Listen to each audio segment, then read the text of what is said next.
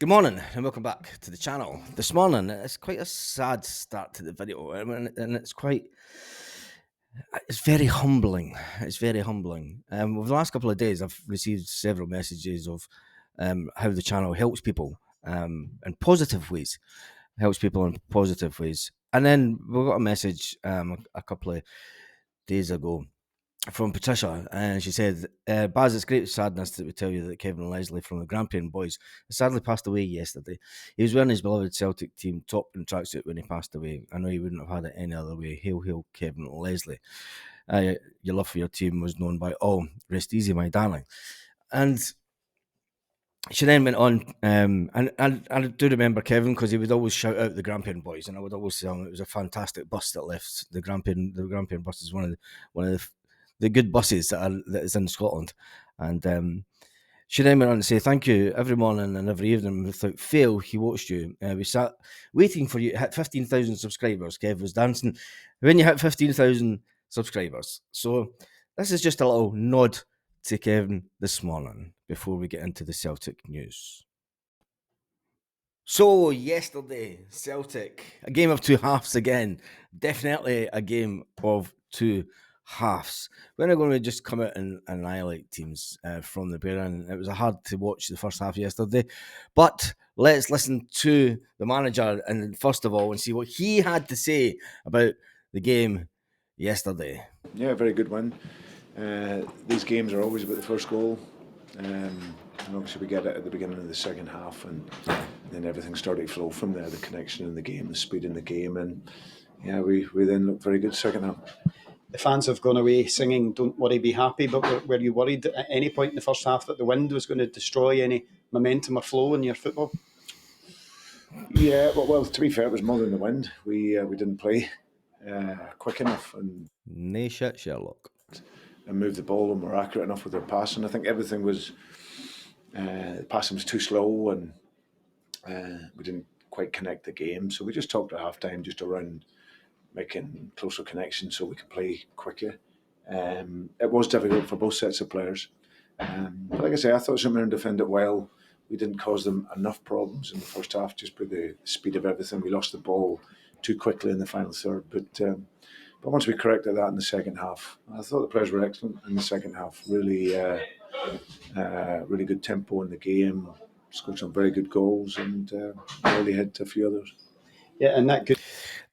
We can all remember back to the Dundee game where we annihilated Dundee, and it was all one touch pass. How have we not been able to maintain that this season? How have we not been able to maintain that intensity from the start of a game? Why is it taking us to the second half to try and do that? I mean, that full game against Dundee, it was one touch pass. It was fast flowing football. It was none of that side to side nonsense that the players sometimes go into. Why is that? There was a really good combination, and what we spoke to the players at half time, just about connecting more and the number 8 getting in more into that 10 position. But great touch and finish with Rio, and it's great to see him back. He's got a little bit more game time today, and so that was pleasing. The second goal again, also, if you look at firstly the cross, it's a brilliant cross by Ali. And the movement Johnson. Of Kyogo, it's what his game's all about, how he creates the space for himself, his first movement, takes the defender one way, and then he's there to finish. So, and I've got to say, Alistair Johnston, hold my pint.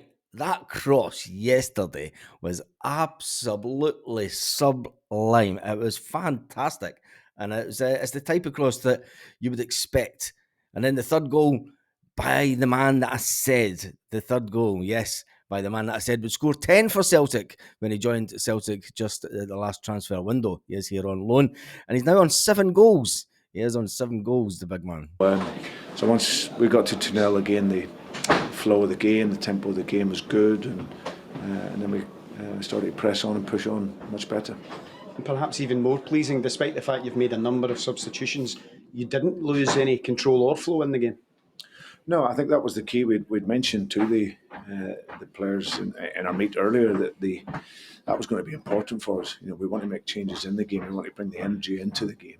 So it's important that we can keep that. So I thought all the guys coming in, great for Cal to get back in, looked more like himself, taking the ball, passing the ball, reading the game. It was very good. Lewis Palmer came in. It was nice for him to feature. Big Adam is a real, he's a real weapon for us, really, whether he starts or come off the bench. Just his physicality, except when he gets tripped up by a plastic bag. That was probably the only downside for him. But again, he gets another goal, so he's contributing. And I thought all the subs come in and did that well. She comes in, settles the game, and goes in and plays with Cam really comfortably and calm. So I thought overall it was a good performance in the end. It's a good performance in the end. Celtic were the winners. They did win 3-0 when there was a clean sheet. To be fair, there was not a chance. There was not a shot on goal. I think the St Mirren keeper had nothing to do the very first half of the game. What does it say about Celtic with Adam Ida though? Well, Celtic, he said the manager said it was an important thing that he said. They said he was Adam Ida's a real weapon for us when he comes on off the bench. And being in the right place, and you've got to admit, Kyogo would never have scored that header that Adam Ida managed to score when it came back off the keeper due to his height. So just having something like that, and his physicality. Will it be one of the summer signings? Would you accept Adam Ida as a Celtic player this summer? Tell me your thoughts in the comments, and make sure you give the video a thumbs up also. Now, we could talk about the game all day, but there is a bit of transfer speculation with Celtic kicking around this morning, and it's all about Matt O'Reilly. The one for Matt O'Reilly does not want to go away. This transfer speculation is not going to come from Spain this time. It's not going to come from Spain. Celtic have set a huge price tag on a player that Manchester United have monitored for 2 years. Manchester United have been told what it will take to cough up, and he's one of their long-term targets. This has been said. Celtic are reportedly to demand the Scottish record transfer fee for Matt O'Reilly this summer. The playmaker has been heavily involved with a move away from Celtic Park, with several Premier League clubs monitoring the situation. O'Reilly, who has 13 goals, 11 assists, and 31 Scottish League games, his performances have also gone unnoticed. Have not gone unnoticed when it comes to the fact how he played in Europe, especially against Atletico Madrid, which then led to Atletico Madrid putting in an £18 million bid for Matt O'Reilly, a cheeky bid. It was actually to try and get him on loan to the end of the season and then pay the £18 million in the summer. This has alerted Man United, and they have been told what it will cost. Atletico Madrid, has been said, will revive their interest in O'Reilly, so it looks like we're going to have an absolute fight on our hands for one of our players this summer. If Matt O'Reilly does leave, it means that Celtic will buy Paulo Bernardo. Paulo Bernardo will be your replacement for Matt O'Reilly. Mark my words for that. He will be your direct replacement for Matt O'Reilly. So is that a downgrade, or is it the fact that we're going to have to pay the best part of between 3 and 6 million for Paulo Bernardo? Is that fine? Can he lace Matt O'Reilly's boots? Is he a better player than Matt O'Reilly? Tell me your thoughts on that, Celtic fans.